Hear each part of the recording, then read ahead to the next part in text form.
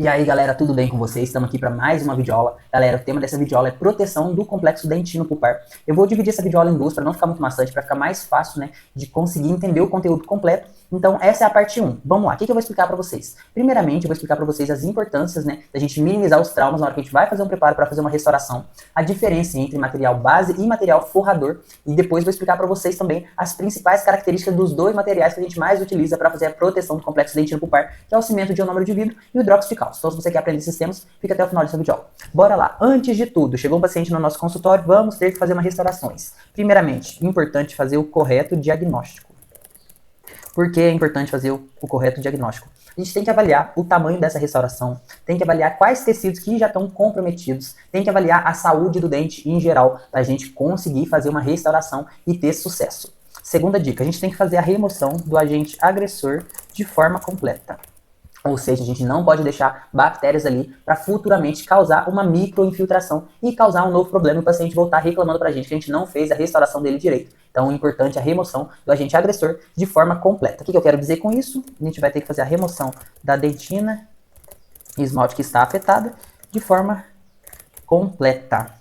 Outra coisa, na hora de fazer a restauração, a gente tem que fazer uma restauração que consiga ali preencher toda a cavidade de forma igual. Para quê? Para a gente evitar as microinfiltrações. Se a gente não consegue, né, condensar essa restauração ali, deixa espaço, deixa bactéria, isso daí vai poder causar uma infiltração e novamente vamos ter que fazer o tratamento. Então é importante a restauração completa para impedir microinfiltrações. Beleza, essa aqui é a primeira parte, né, antes da gente fazer a restauração. Bora lá, fez o correto diagnóstico? Vamos fazer o preparo? Beleza. Quais os cuidados a gente tem que ter para minimizar os traumas, ou para a gente minimizar os traumas na hora de fazer o preparo? Primeiramente, vamos utilizar materiais cortantes novos.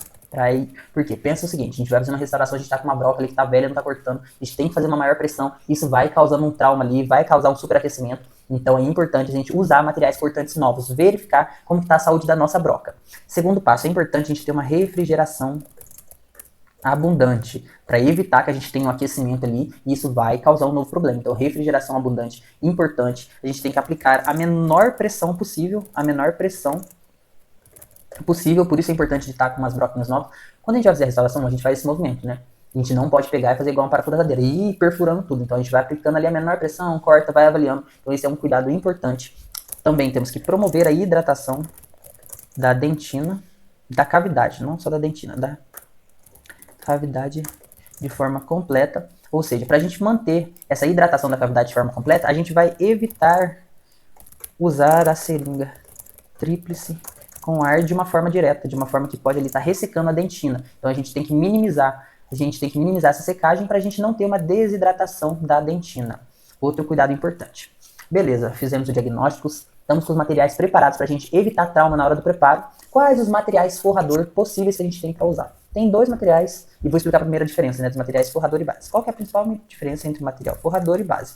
O material forrador, a gente vai usar uma quantidade mínima, geralmente aí dá 0,5 milímetros. É uma película mesmo bem pequena. Então, é uma película de 0,5 milímetros aplicada nas áreas mais profundas. E a base já é um material que a gente vai aplicar em camadas maiores.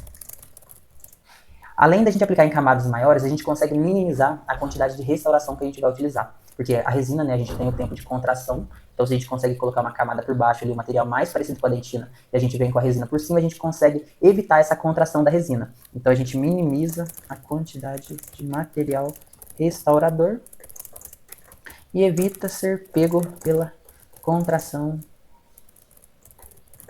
da resina. Pronto. Essa é a principal diferença entre um material forrador e um material base. De material forrador, normalmente nós utilizamos o cimento de ionômero de vidro. É um material ótimo para ser usado como forrador. E o hidróxido de cálcio, perdão, o contrário. Não, tá certo. Não, aqui o hidróxido de cálcio, o cimento de ionômero de vidro é como base e o hidróxido de cálcio é utilizado como forrador. Agora eu vou explicar para vocês as propriedades de cada um deles e por que dá certo para a gente utilizar um como base e o outro como forrador. O cimento de ionômero de vidro, ele é levemente ácido, então a gente pode causar uma irritação pulpar. Aquele líquido, né, que a gente faz a mistura, ele é ácido, então a gente pode estar causando uma irritação pulpar, então a gente tem que tomar esse cuidado. causar irritação pulpar. Outra característica, a durabilidade do cimento de ionômero de vidro é baixa, ou seja, ele tem propensão ao desgaste. Por isso que fazer restauração totalmente de cimento de ionômero de vidro não é bacana, que a gente tem essa durabilidade baixa. E qual que é uma propriedade do cimento de ionômero de vidro bacana para a gente utilizar aí como base? É a liberação de flúor. Com isso, a gente colocando ele ali no fundo da cavidade, a gente tem uma liberação de flúor e a gente evita a desmineralização. Então temos a liberação de flúor e evita a desmineralização. Além disso, o cimento de ionômero de vidro ele tem as características mais parecidas com a dentina do que a restauração, ou seja, a expansão térmica, a condutibilidade térmica é muito parecida com a da dentina. Então, enquanto a gente vai fazer uma restauração, o material mais parecido com a dentina para substituir é melhor. Então, é um material com características mais próximas da dentina, ou seja, a expansão térmica e condutibilidade térmica. Isso é um trava-língua, condutibilidade térmica. Então essas são as características do cimento de ionômero de vidro, que faz com que ele seja utilizado como base, né? Características, bora lá. Hidróxido de cálcio. Quais as características para fazer com que a gente utilize ele como forrador? Primeira e mais importante característica, favorece a formação de dentina terciária. Ou seja, a gente vai colocar ele lá no fundo da nossa cavidade, ele vai favorecer a nova formação de dentina. E isso é muito bacana, porque a gente consegue uma proteção melhor. Então, favorece a formação de dentina terciária. Com isso, a gente consegue proteger a polpa de uma forma mais eficiente dos estímulos. Outra característica bacana do hidróxido de cálcio, ele é antibacteriano, ou seja, a gente vai colocar ele lá no final da camada.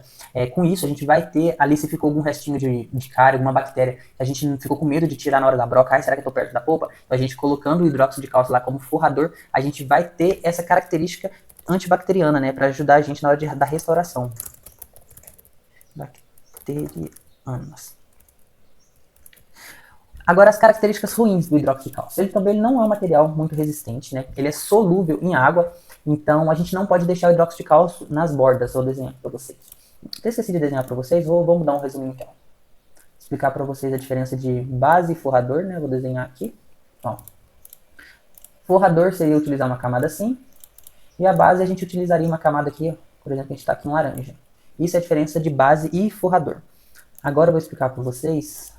Estava explicando, né, sobre o hidróxido de cálcio.